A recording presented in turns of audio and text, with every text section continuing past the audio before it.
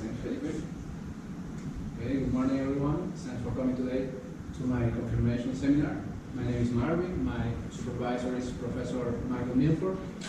And today I will talk about inspired learning algorithms for late recognition. This is my confirmation of candidature presentation. So here we have the contents of this presentation.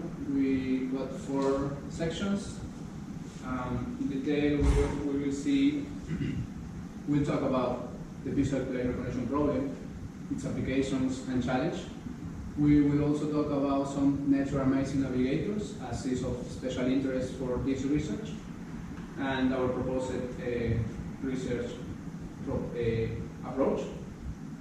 Then we will do a brief literature review where we will talk about some previous works in this area with biological inspiration, for example, others with traditional algorithmic techniques, and the current deep learning-based approaches. We also show our recently submitted paper, PlyNet, and we will talk about the results, outcomes, as well as our future research and our timeline for completion of this PhD. Okay, so let's start with the visual plane recognition problem. Here we have a couple of images, but basically the plane recognition problem is about finding a match or finding a correspondence between 2 images where the plane recognition system is required to match a query image to a reference images. As we can see on the left, we have 2 different places to reference that we must have stored in our database, and we require to the system to identify if this query image is similar to one or to another place that we will have in our database. So in this case, we will see on the top that we are presenting 2 different images with slightly lighting conditions, but the system can recognize perfectly the results and find the reference on the database, as well as the other at the bottom of this slide. We can see that the system is also recognizing other images even when they have seasonal variations. So this is basically the problem. There are also hard problems for plane recognition, but basically the system must be able to do. So for example, at the top we have 2 images that perceptually are differently, but in this case it's the same place. So the system is correctly matching the both images. At the bottom we have 2 images again, but it seems to be from the same place, but actually they are different places.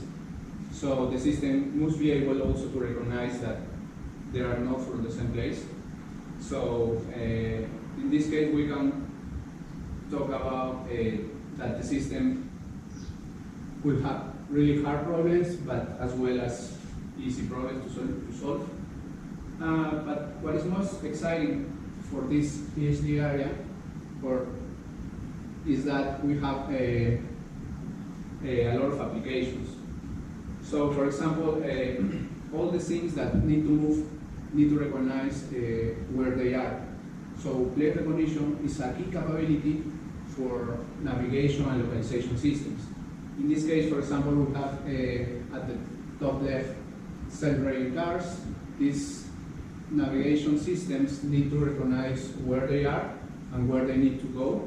So it's important to have a plane recognition system embedded in this kind of application. At the bottom left, we have an example of image-based localization systems for trains, for example. In the middle, we have an underwater robots that will perform inspection or monitoring underwater. So we also will have mining robots to navigate their environments, and we could also have UAV applications, so for example for home delivery services. And the common in all the systems is that all they require plate recognition systems. And the most important is that all of the systems could use cameras to find or to identify their environments. So cameras is our principal input for our systems. However, cameras, performing plate recognition with cameras could be really difficult because we will find some different challenges. For example, at the top left, we could have different variation points from the same place. It depends on how the robot or drone is approaching this place, in which direction or perspective. So this could be difficult. And we could also have the other remaining challenge, but all depends on variations over time. So for example, at the top right, we will have structural changes over time due to new buildings constructions or changes on the road. We could also have lighting conditions like day-night cycles, for example, or shadows in a sunny day. We could also have seasonal changes and weather changes as well. And this could represent a problem for our plate recognition systems, because as we can see, the same place could appear to be different. So the system must be able to recognize if they are actually the same place. In this case, these images I got from three different data sets. As we can see there, the names of the data sets. So I will briefly describe each data set because two of that data set are our particular interest for our research. So the first one is the 24/7 Tokyo data set. In this case, we have several images from over 100 places, but these places are separated. So they, for example, go to one place, take pictures there, then go to another place, take pictures. So it's randomly, and we don't have any correlation between the places. The other three images, three pair of images, are from data sets that have the same particularity. All of these data sets were collected with a video camera. In the case of Norland dataset, we got a train, so we put a camera in the train, and as the train is going through, it's recording the data. So the train has traveled 4 times between different seasons: summer, winter, spring, and fall. So we got 3 traversals, and in this case, we could imagine that the images will be in a sequential manner. The same for the Oxford dataset, but in this case we got a car, and it's a car ride traveling around the Oxford city, and it's the same, but in this case we could have changes because we could have cars, persons, pedestrians, as well as structural changes over time. In this case we got day cycles, night cycles, as well as time conditions or weather changes. So, yeah, the more interesting for us is the Oxford and Norland dataset in this case, because they have temporary information in their dataset. So this is special for autonomous vehicles applications. And the other one is, for example, for another kind of applications like image retrieval.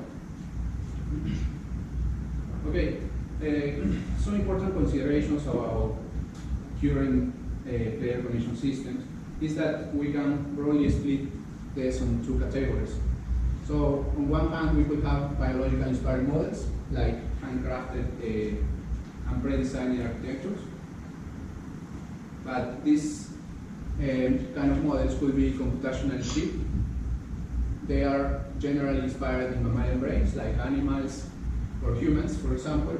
However, they yield poor performance in real-world environments. And on the other hand, we could have algorithmic and learning-based techniques. These kind of approaches could use backpropagation for training their parameters. They could use neural networks, architectures, but they require specialized hardware, like GPUs, for example, that are computationally expensive. And they are also have a minimal biological plausibility as deep learning models, for example, could show.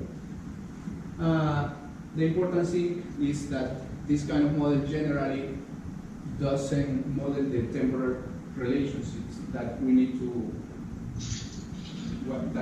model that we found in our datasets.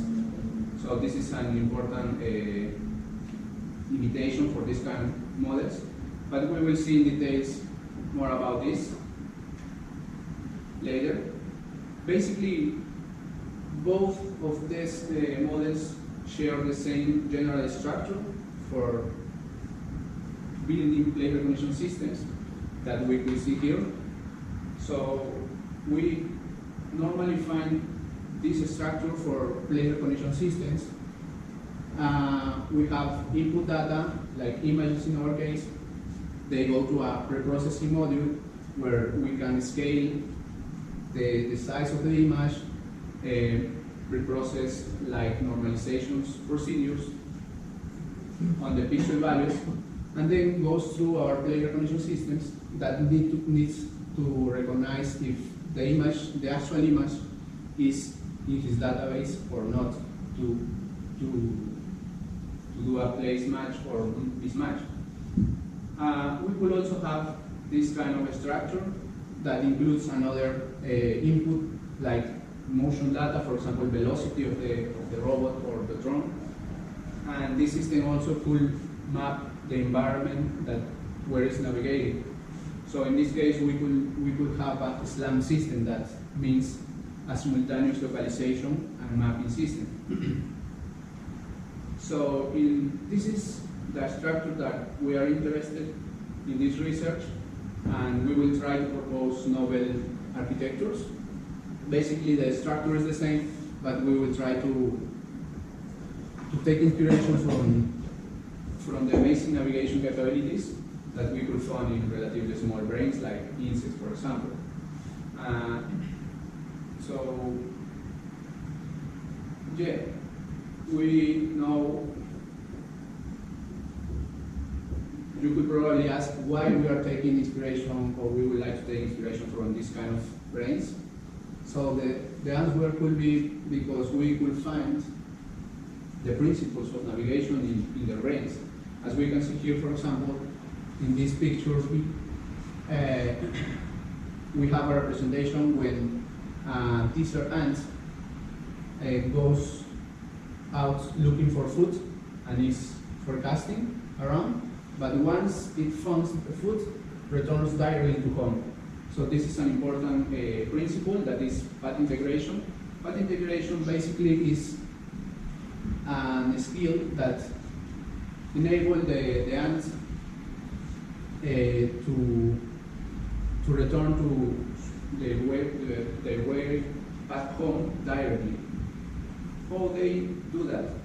So they basically integrate their number of steps. For example, they use the sense position as a main compass clue, but they can also use another information. For example, the visual information that moves across the retina. So this is important, and we know that this principle is important for navigation systems. There are another principle that is self-motion skills, but this principle robots and drones already have. So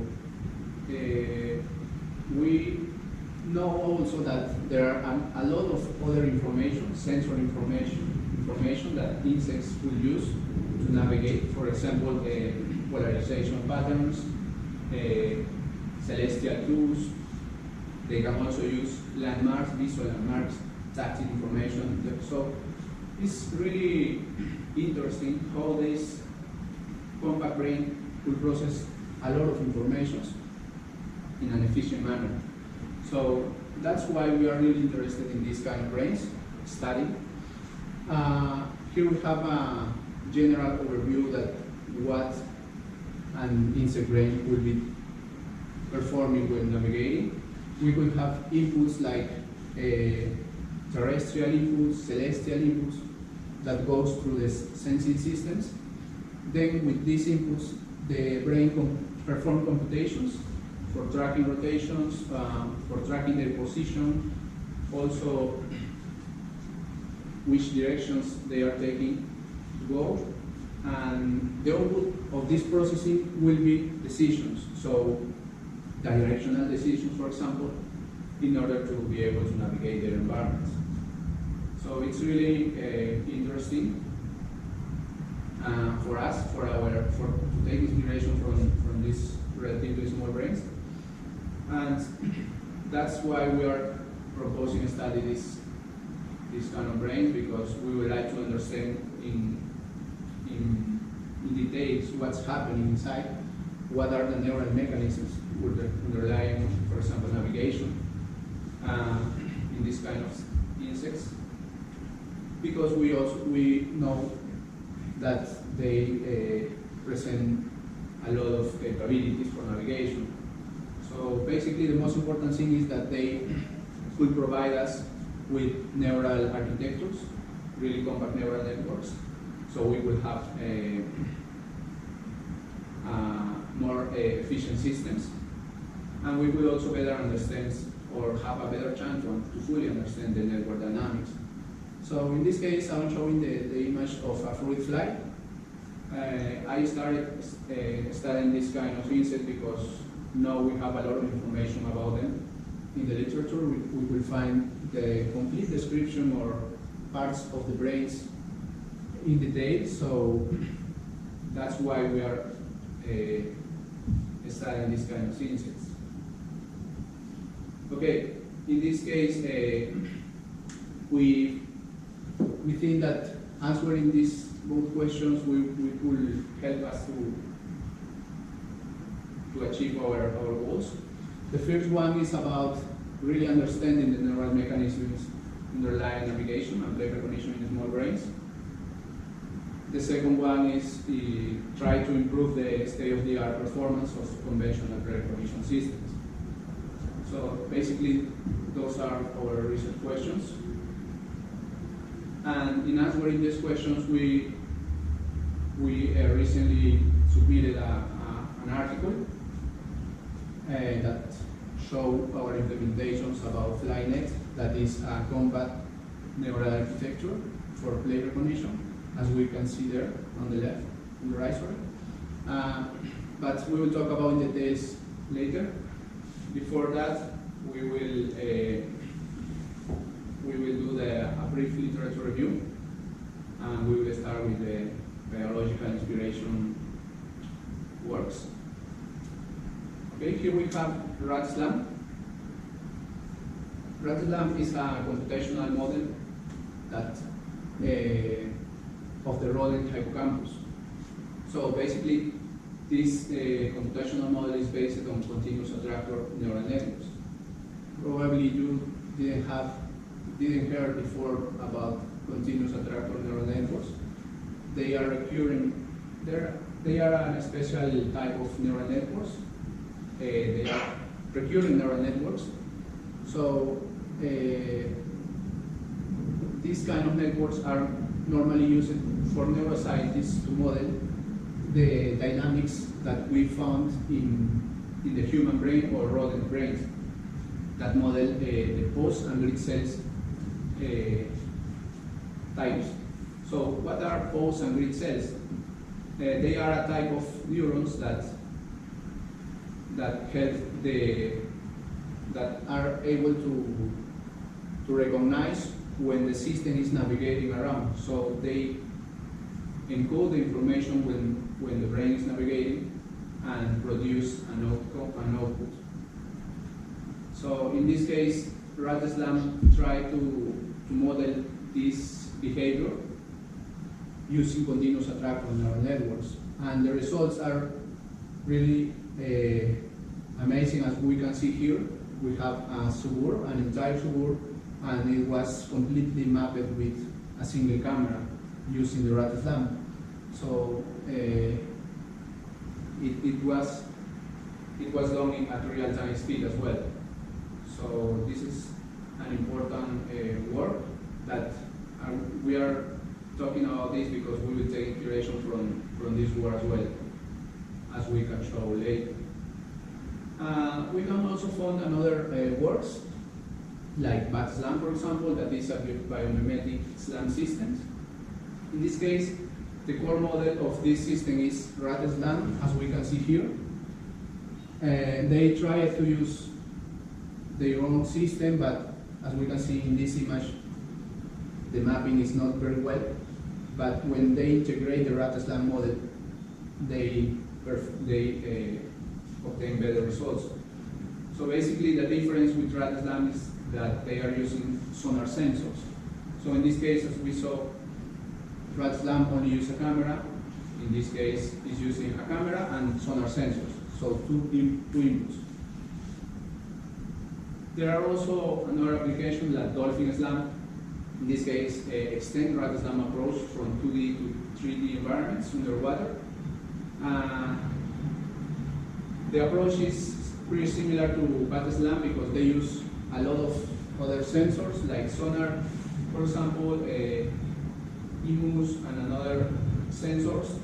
But in the end, they also use RATSLAM as backends to perform the mapping of the environment.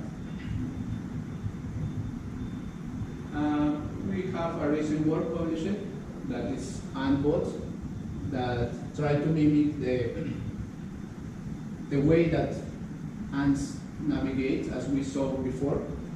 So we can see here that this is a real experiment when an ant is navigating around trying to look for food, and then after finding the food, return directly to home. In this case, they achieved the same behavior with this robot, and we have the results here in the base site.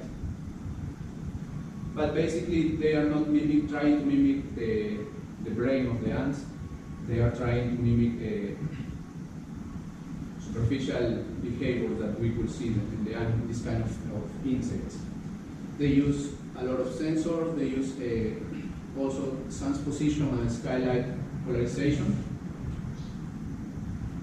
So it's an important work as well with biological inspiration. We could also have find other pure and insect-inspired works. So as we could see, there are a lot of recent works, 2017, 18, and they are also using, as we can see here, continuous attractor networks models to create computational models for navigation and using the same inspiration from insects. So it's really interesting how this area is growing fast.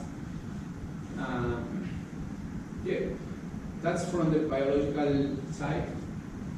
Now we will talk about some algorithmic approaches for plate recognition. In this case, we have traditional algorithms. On one side, we have local descriptors that try to find local features from an image in order to be able to compare with another image.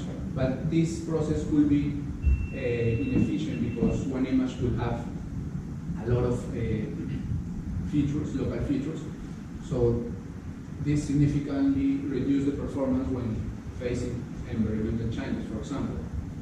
On the other hand, we could have global descriptors that take the whole image and compare with the other query image directly.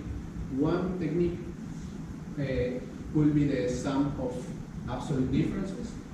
So they process the whole image and compare directly both of them. But yeah, those are the algorithmic approaches in this case, traditional approaches. we could also have this work that is inspired by RATSLAM, SIGSLAM, that is an algorithmic technique for play recognitions, when we have sequence of images, as we saw in the previous slides. So in this case, SIGSLAM leveraged the temporal information from sequence of images in order to enhance the similarity matrix that we are seeing here. So first, when they are comparing two traversals, they find the similarity matrix using this sum of absolute differences, and then apply the SIGSLAM algorithmic work to enhance this matrix using velocities and finding a best matching different matrix. So this is the SIGSLAM work. We could also find a lot of works that uses SIGSLAM as backend. But in this case, we have a combination of both approaches, the biological one and the algorithmic one. So basically, they use the capacity that ants have to navigate using skyline contours. So they have, this robot has a camera that take pictures, and then with UV sensors obtain this kind of contours of the skyline. So these results are used to detect and encode the skylines and compute the similarity matrix first, and then they apply SIGSLAM to calculate the precision record curves. That is a metric that is commonly used in play recognition. So we can see here two precision record curves. In this case, on the left we have when we apply only SIGSLAM to this problem, and as we can see, if we apply a SIGSLAM plus the biological inspiration of ants, we could enhance the performance. So we got better performance on the right. And this explains the particularity of precision recall curves. We got better performance as the curves tend to goes up. So this is an important combination of both approaches. So in this case, now we are going to talk about pure and deep learning based approaches. So deep learning techniques basically started to improve the state-of-the-art performance in many machine learning applications, such as object detection, segmentation, and the core model for a convolutional neural network is convolutional layers that extracts meaningful features from images. Like, for example, we have a picture of the number handcrafted 3, and then we extract features using convolution layers, and then we perform a classification at the end, and the system must be able to recognize whether this image is the number 3 or not.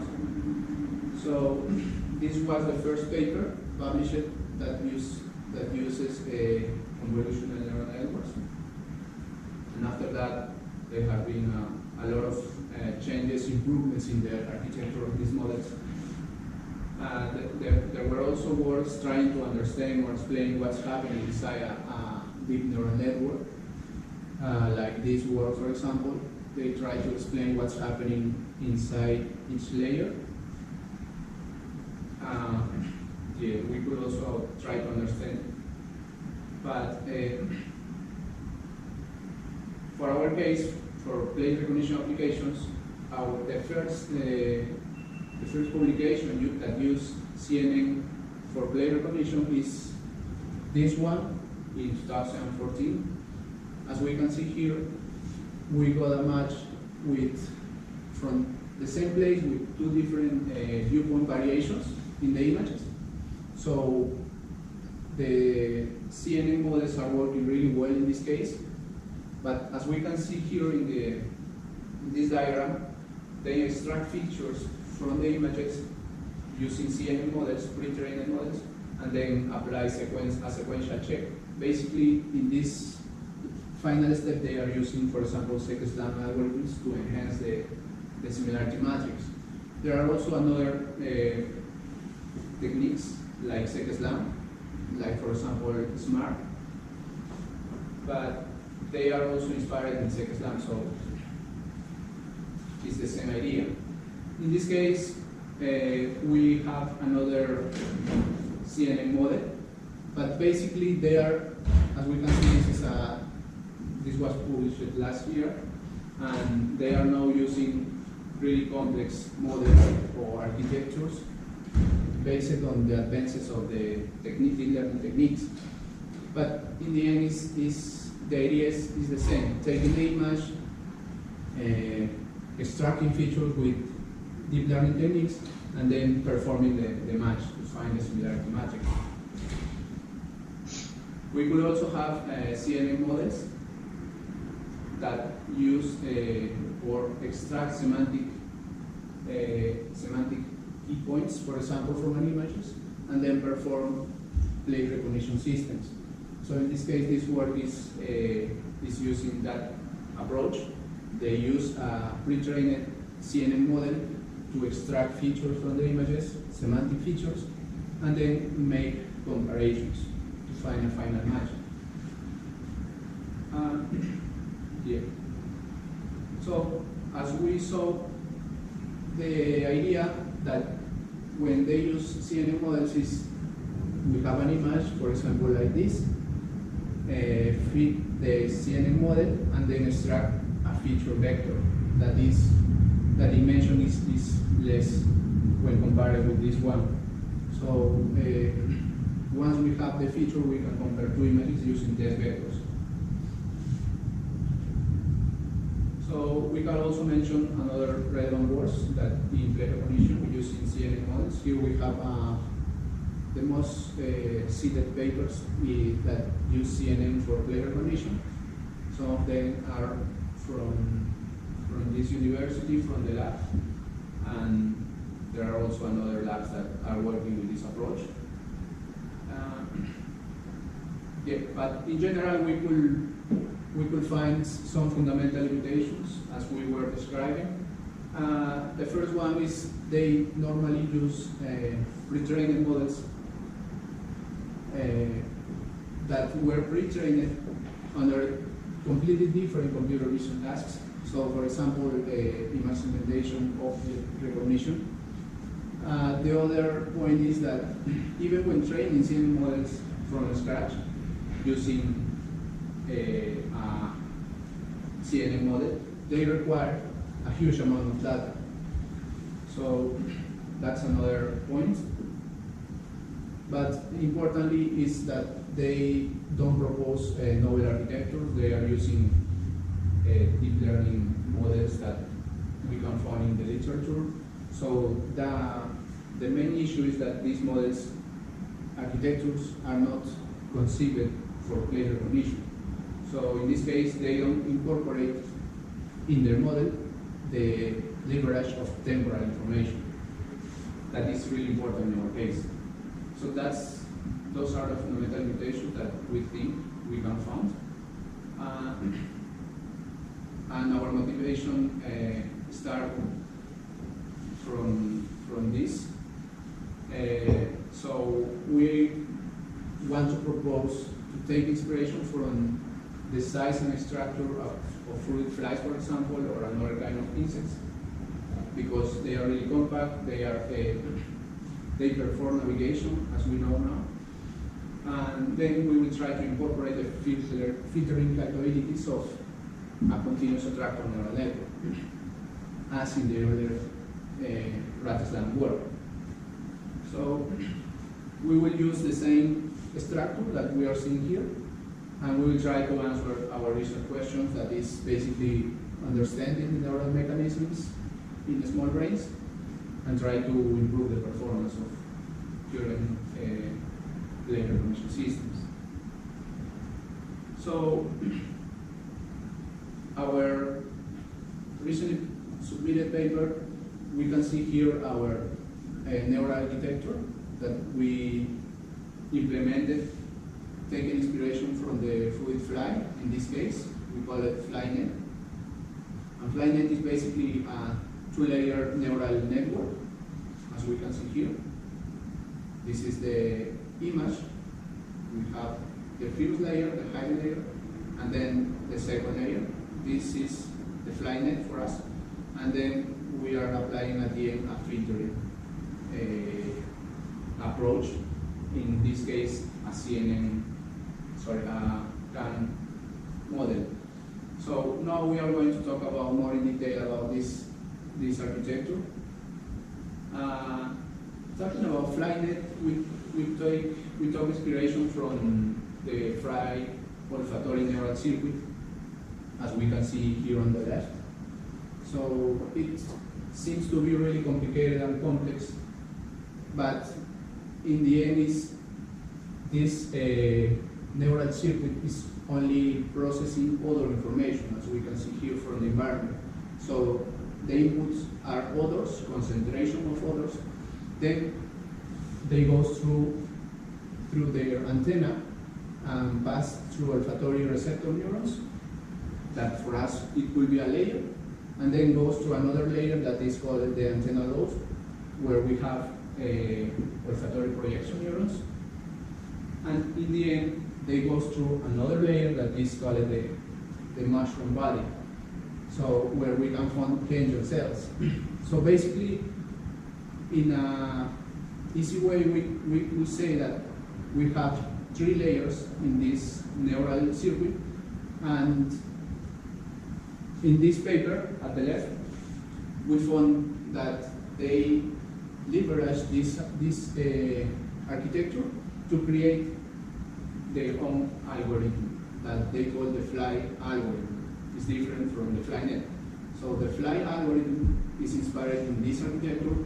They basically are mimicking the three layers. The first one with odor receptor neurons, the second one projection neurons, and the third one ganglion cells. So they are basically abstracting this model and trying to create or replicate this behavior that we found. They show the results, but using synthetic data sets like MNIS, for example. But we also started using that kind of data set to implement our model.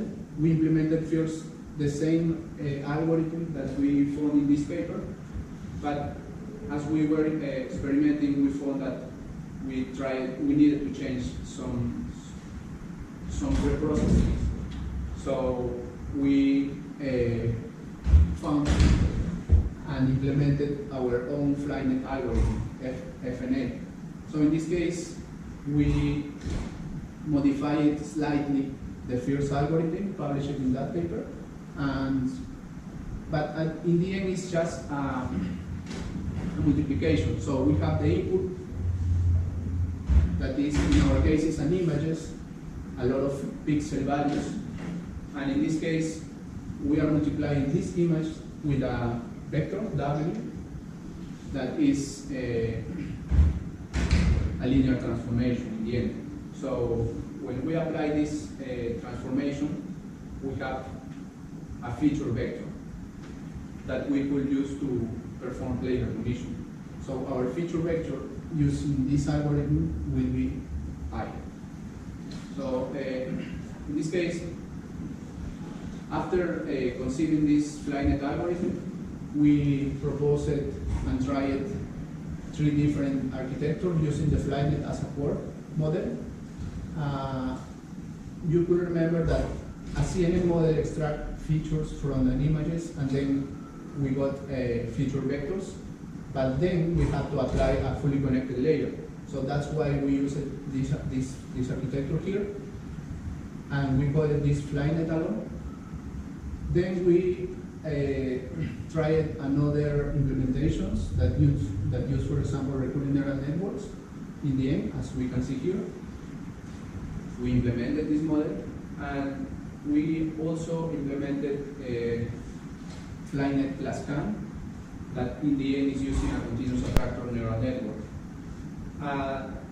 the important thing of all these architectures is that, as we can see on this table, the number of parameters are really low. In this case, for Flynet, we have 64K parameters that, compared with CNN models that could probably have millions of parameters, like 20 millions or hundreds of millions of parameters, these architectures are really compact.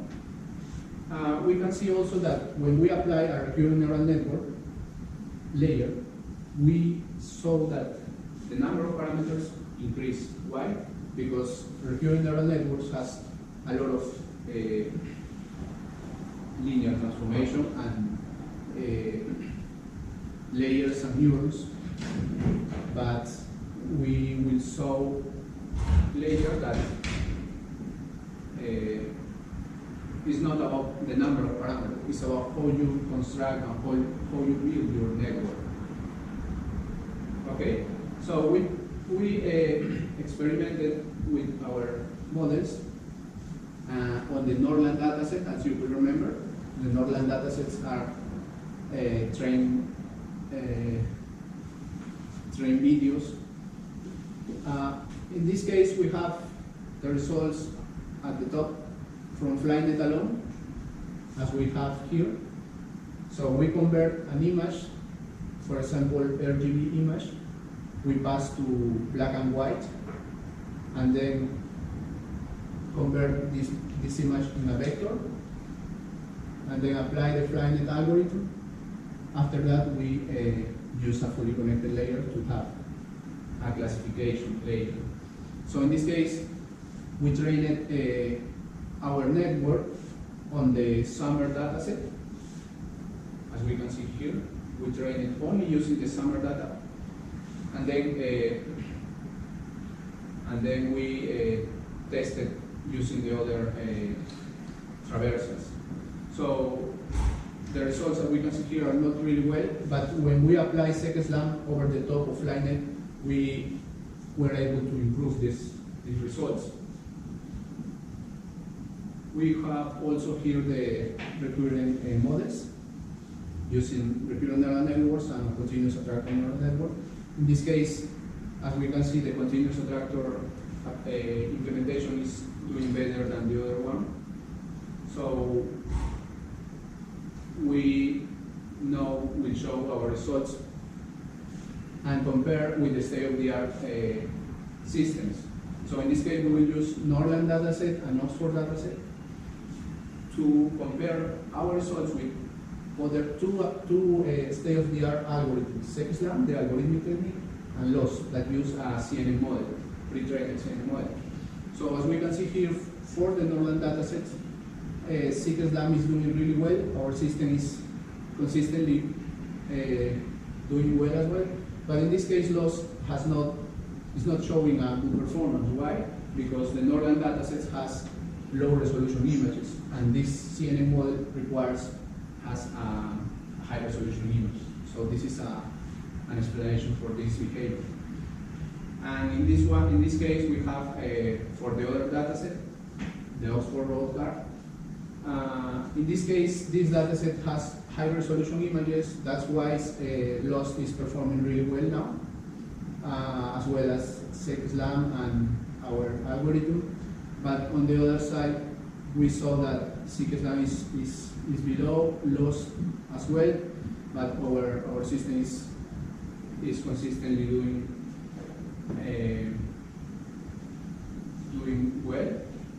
In this case, we have the qualitative results. As we can see, Flynet plus count is able to find sequence of images and correctly match desk sequences. So the conclusions are basically that we achieve a competitive performance compared with the state-of-the-art very match systems. We demonstrated using real-world data sets. And the most important thing is that we found that modeling small brains can help us to build novel neural architectures. So we will try to continue this research by 3 steps. The first one continue studying another neural strategies that we can find in insect brains. And the other one is derive novel implementations, like trying to build novel layers, incorporate the key capabilities that we can find in insect brains, and also implement and validate our algorithms using real-world datasets. But the thing is that we will need to adapt these strategies that we could find in insects to computer vision applications. That's the most important thing. And we try to also improve the current deep learning-based performance system. So yeah, this is the proposed timeline for completion of the PhD. We just submitted our paper with both options, IROS and robotics and autonomous layers. And at the end of the year, we will try to submit to ICRA and another conference and relate with in this area. Yeah, I think that's all.